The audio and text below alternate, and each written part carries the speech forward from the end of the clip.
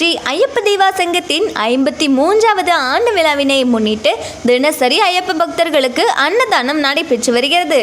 November 17 முதல் ஜனவரி 1 வரை ஸ்ரீ ஐயப்ப தேவா சங்கத்தின் எதிரிலுள்ள லட்சுமி கணபதி மகாலில் வைத்து நடைபெறுகிறது.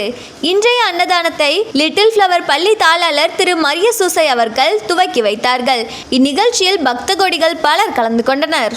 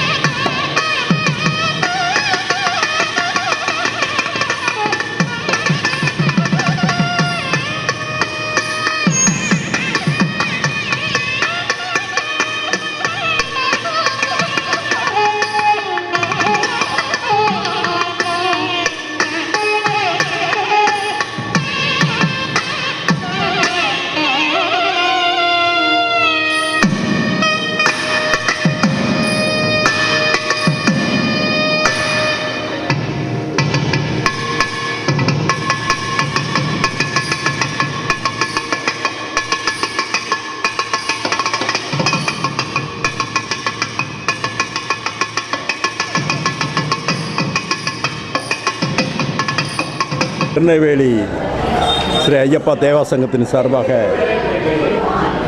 மிக அற்புதமாக 40 நாட்கள் இந்த ஸ்ரீ ஐயப்பன் அவர்களை போற்றும் விதமாக வணங்கும் விதமாக ஸ்ரீ ஐயப்ப தேவா சங்கத்தை சேர்ந்த அன்பர்கள் திருநெல்வேலியை நோக்கி வரக்கூடிய பக்தர்களுக்கும் திருநெல்வேலி பொதுமக்களுக்கும் 40 நாட்களாக அன்னதானம் செய்து கொண்டிருக்கின்றார்கள். அதனுடைய உச்சகட்டமாக வருகின்ற 29/12/2025 நாள் ஏறக்குறைய 6000 பக்தர்களுக்கு அன்னதானம் வழங்குவதற்காக அவர்கள் ஏற்பாடு செய்திருக்கின்றார்கள். அதுவும் எனது பள்ளியில் little flower matric higher secondary பள்ளியில் பாரதியார் தேர்வில் அமைந்துள்ளது. அந்த பள்ளியில் வைத்து மிக பிரமாண்டமாக இந்த அன்னதான நிகழ்ச்சி நடைபெறுகின்றது. உண்மையிலே அவர்களை நான் பாராட்டுகின்றேன்.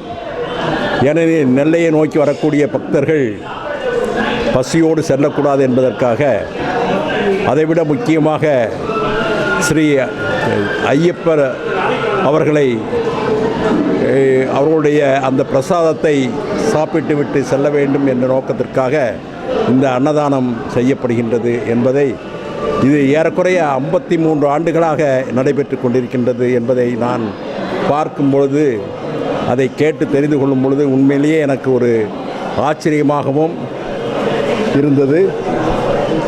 இந்த முயற்சி உண்மையிலேயே மிக வரவேற்கக்கூடியது. ஏனெனில் ஒவ்வொரு நாளும் 1000 பேர்களுக்கு அன்னதானம் என்பது மிகப்பெரிய ஒரு விஷயம். அதற்கு உடல் உழைப்பு, நிதி ஆதாரம் இவைகள் அனைத்தும் அவர்கள் தேடி இந்த அருமையான நிகழ்ச்சியை நடத்தி கொண்டிருக்கின்றார்கள். அவர்களை நான் பாராட்டுகின்றேன். இதனால் பக்தர்கள் அனைவரும் மகிழ்ச்சி அடைவார்கள். ஸ்ரீ ஐயப்பன் அவர்களுடைய அருள் ஆசியை பெற்று செல்வார்கள் என்று நான் நம்புகின்றேன். அனைவருக்கும் எனது வணக்கம்.